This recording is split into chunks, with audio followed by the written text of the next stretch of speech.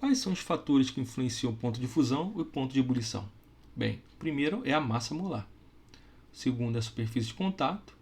O terceiro, as interações moleculares. Quarto, polaridade das moléculas. E quinta, a pressão. Lembrando que aqui não é uma ordem de prioridade. Cada caso deve ser analisado isoladamente. Então, quando a gente analisar duas substâncias, a gente precisa ver qual é o fator principal de diferenciação entre elas. Então, isso aqui não é uma ordem de importância. Massa molar. Então, a massa molar, a gente observa, quando compara a série dos halometanos, né, a gente observa que conforme aumenta a massa molecular, nós aumentamos o ponto de fusão e aumentamos o ponto de ebulição. Né? Então, aqui a superfície de contato nem seria tanto, talvez a polarizabilidade seja responsável, né? Mas aqui também mostra que a massa molar ou molecular é muito importante. Então, quando aumenta a massa molecular, a gente tem um aumento do ponto de fusão e ponto de ebulição, né? Porque um calor maior vai ser necessário para afastar essas moléculas de maior peso ou massa molecular. O segundo é a superfície de contato, que a gente já viu antes, né? Então aqui temos 3 isômeros, moléculas com a mesma forma molecular, pentano, metilbutano, dimetilpropano. Aqui deveria estar junto, né? Mas observe que as estruturas têm a mesma quantidade de carbono e hidrogênio, só que a primeira não é ramificada, a segunda tem uma ramificação, a terceira tem duas. Então vai aumentando a ramificação conforme desce. Conforme aumenta a ramificação, o ponto de ebulição vai diminuindo, porque a interação entre as moléculas fica prejudicada, né? Quando você tem ramificação, logo as interações de London são menores, né? Então, o que a gente já tinha falado antes. Então, aumentou a ramificação, diminui o ponto de ebulição. As interações intermoleculares, né, a gente já viu a força relativa entre eles. Então, aqui o butano, que é uma molécula apolar, só pode realizar interação de London. Então, como comparativo, foi escolhido ela e tem um ponto de ebulição de 0 grau, ponto de ebulição do butano. É importante notar aqui que todas as 3 substâncias possuem uma massa molecular muito próxima, justamente para eliminar a influência da massa molecular na comparação. Lembrando que o butano tem 58, né, e as aminas têm 59, então muito próximo, essa diferença não influencia nas análises.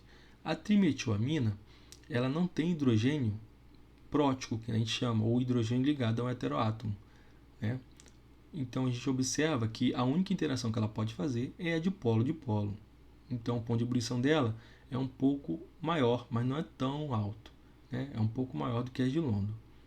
Quando a gente vê a propioamina, a gente observa que ela tem 2 hidrogênios e ela pode fazer interação de hidrogênio com esses 2 hidrogênios. Então é uma interação bem mais forte, né? Então aqui observa que o ponto de ebulição aumentou bastante, mostrando que essa interação é a mais forte entre elas.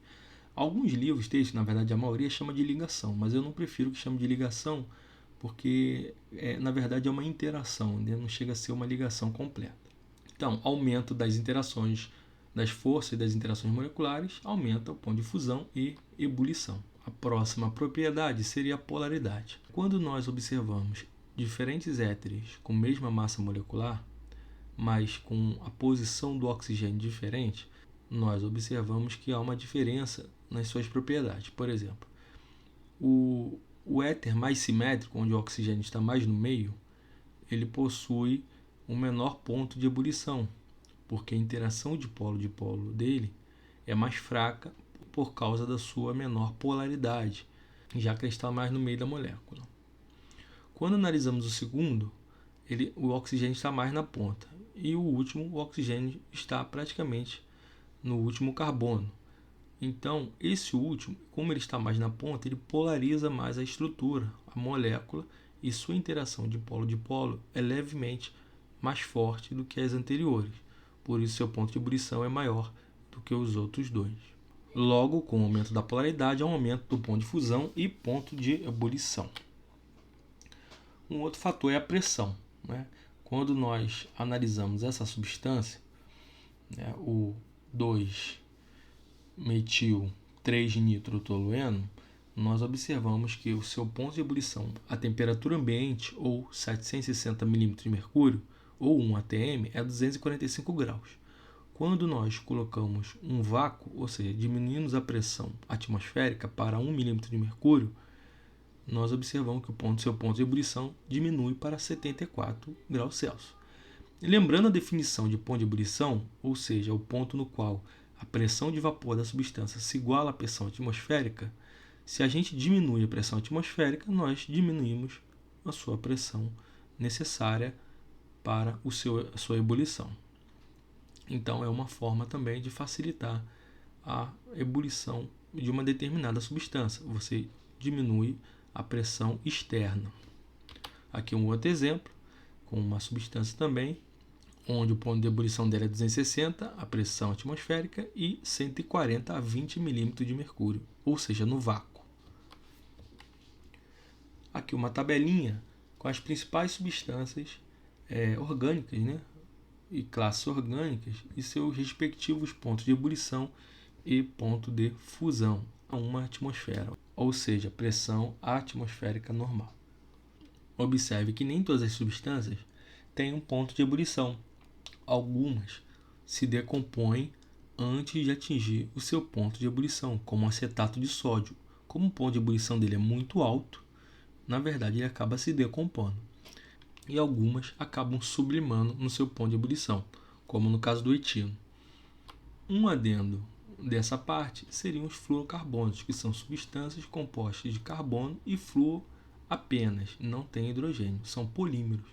Eles são conhecidos com o nome comercial de teflon e são usados em revestimentos de panela, porque a sua propriedade autolubrificante, oriunda do seu baixo ponto de ebulição, quando comparado aos outros hidrocarbonetos, faz com que eles tenham uma característica de evitar com que a comida ou o material grude na panela. Uma outra propriedade seria a solubilidade. E aqui algumas regrinhas, mas basicamente elas se resumem no semelhante, dissolve semelhante, que vocês já devem ter ouvido. Aqui eu só vou dar um detalhamento um pouco maior. O primeiro deles é o seguinte: substâncias polares e iônicas se dissolvem em líquidos polares. Líquidos polares são miscíveis entre si. Por exemplo, acetona, metanol, né? Sólidos apolares são normalmente solúveis em solventes apolares. Por exemplo, naftalina em benzeno, tolueno. Líquidos apolares são miscíveis entre si. Por exemplo, hexano e octano, como é feito na gasolina. E líquidos apolares e polares, como água e óleo, normalmente não são miscíveis entre si, principalmente aqueles com diferença muito grande de polaridade. Vamos ver um exemplo. O metanol e água são miscíveis em todas as proporções, por causa das interações fortes de hidrogênio entre eles. E aqui nós vemos uma exemplificação da dissolução de material iônico em água. Observe que os materiais iônicos são separados através desse processo de interação com o solvente, que se chama solvatação.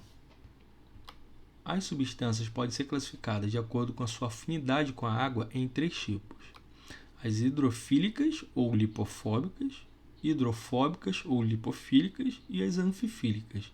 Hidro significa água, fílico, filia significa gostar. Então é aquela que gosta de água. As substâncias polares normalmente são hidrofílicas. Hidrofóbica, fobe é de fobia, medo, aversão, né? Então as substâncias que são hidrofóbicas, elas não interagem com a água. E as anfifílicas, que elas possuem uma parte hidrofóbica e a outra parte hidrofílica. Aqui, exemplo de uma molécula anfifílica. Nós temos o decan-1-ol. A parte dos carbonos é uma parte hidrofóbica, uma parte que tem aversão à água, porque é uma parte apolar. Enquanto a parte do álcool, da hidroxila, é uma parte hidrofílica. Essa propriedade anfifílica é vista no sabão e no detergente. Aqui podemos ver um exemplo de uma molécula oriunda de um ácido carboxílico, que na verdade é um sal. É um sal de um ácido carboxílico. Então essa molécula tem uma cadeia apolar comprida e uma porção hidrofílica. Da mesma forma, também temos o detergente, que normalmente é um sal oriundo de um ácido sulfônico. Essa classe de ácido nós não vimos, mas ele é usado bastante nas fórmulas de detergente. Essas duas substâncias fazem um papel importante já que a porção em vermelho apolar interage com a parte apolar da sujeira, por exemplo, de uma gordura ou graxa. Já a porção azul hidrofílica interage com a água. E assim, tanto o sabão quanto o detergente fazem o papel de remover aquela sujeira gordurosa, fazendo esse papel de surfactante, que é o termo utilizado para substâncias que têm esse tipo de propriedade. Em relação à água, uma substância é considerada solúvel quando ao menos 3 gramas dela se dissolvem em 100 ml de água. Se menos de 3 gramas se dissolvem em 100 ml de água, ela não é considerada solúvel em água. Né? Então, por exemplo, para substâncias contendo um grupo hidrofílico, ou seja, uma hidroxila, um grupamino, né, uma sulfidrila, que tenha um grupo hidrofílico, como um grupo polar, que tem interação com a água. De 1 a 3 carbonos, isso para substâncias orgânicas, né? Com 1 a 3 carbonos, normalmente são solúveis em água. Como assim, professor? Por exemplo, etanol, propanol, metanol são solúveis em água. Ou etioamina, propanamina, metanamina. Né? No entanto, conforme vamos aumentando a cadeia carbônica, de 4 a 5, elas já ficam menos solúveis. Né? Então, pentanol, butanol. E conforme aumentamos mais, elas se tornam insolúveis. Né? Heptanol, os éteres também de cadeia comprida, ácidos carboxílicos, ácido hexanoico, heptanoico, começam a ficar insolúveis em água. Aqui é algum exemplo de álcools, né? E o aumento da cadeia e o que acontece com a solubilidade em água. Observe que o metanol e até o propanol você pode fazer uma solubilização infinita, ou seja, em qualquer quantidade solúvel em água. Já o butanol já começa a ter um limite. Então, 7,9 gramas de butanol por 100 gramas de água. Acima disso, ela começa a não solubilizar. E observe que o hexanol já praticamente não é solúvel em água, muito pouco. Então, conforme aumenta a cadeia carbônica, ou seja, a parte apolar, você diminui a solubilidade do álcool, não somente dele, mas das aminas, dos ácidos carboxílicos. Isso serve para todas as moléculas orgânicas que têm uma porção polar e você vai aumentando a cadeia carbônica. Isso ocorre porque aumenta justamente a parte apolar da estrutura. Aqui outras substâncias, né? Um clorobutano insolúvel, um bromo 4-clorobutano insolúvel, o éter já tem uma solubilidade mais baixa, mas tem o butanol, que a gente já tinha visto, acetona butanona, 26, e o ácido butanóico é infinito. Obviamente que conforme você vai aumentando, o ácido também vai passando a ter pouca solubilidade. Bem, a densidade vocês já viram, então a gente vai passar muito rápido. Né? Basicamente, quanto maior a força dessas interações intermoleculares, uma substância, maior a densidade. Mas não só isso. As moléculas com interação forte, elas estarão mais empacotadas. Então, a densidade, a gente já sabe que ela é composta da massa de uma substância e seu volume líquido. Né? Então, a massa sobre o volume. Moléculas, normalmente, que têm uma alta concentração de massa molecular num menor espaço, elas têm uma densidade maior. Então, se tratando de química orgânica, as classes dos alaucanos e derivados, alaucenos, alaucinos, eles costumam ter uma densidade maior do que as demais, inclusive do que a água. Porque os halogênios, por terem maior massa molecular em um espaço que não aumente muito, o volume molecular não aumenta muito, a densidade costuma ser maior do que a da água. As outras classes não, as outras classes, proporcionalmente ao tamanho, né, a densidade deles costuma ser menor do que a da água. Isso é importante quando a gente vai para o laboratório saber quem vai ficar em cima, quem vai ficar embaixo numa extração orgânico-aquosa. A viscosidade é uma propriedade pouco falada. Ela é uma resistência de um líquido para fluir. Né? Então, é a capacidade do líquido de fluir. Quanto maior a viscosidade de um líquido, mais lentamente ele flui. Né? Ela está relacionada com a facilidade das moléculas mover-se em relação às outras, uma por cima das outras. Né? Depende, além das forças atrativas, também de características estruturais das moléculas, né? Que façam elas se tornarem emaranhadas ou não. Para uma série de compostos, quanto maior a massa molecular, maior a viscosidade. E quanto maior a temperatura na qual está sendo realizada a análise, menor a viscosidade, ou seja, o aumento da temperatura diminui a viscosidade. Isso é importante porque esse fator também interfere na densidade. Quanto maior a temperatura, menor a densidade também. Aqui alguns exemplos de alguns hidrocarbonetos. Conforme aumentando a massa molecular, você aumenta a viscosidade, ou seja, a capacidade das moléculas mover-se em relação às outras é menor conforme você aumenta o tamanho das moléculas. A viscosidade ela é dada em centipose, que é a unidade internacional utilizada para a densidade.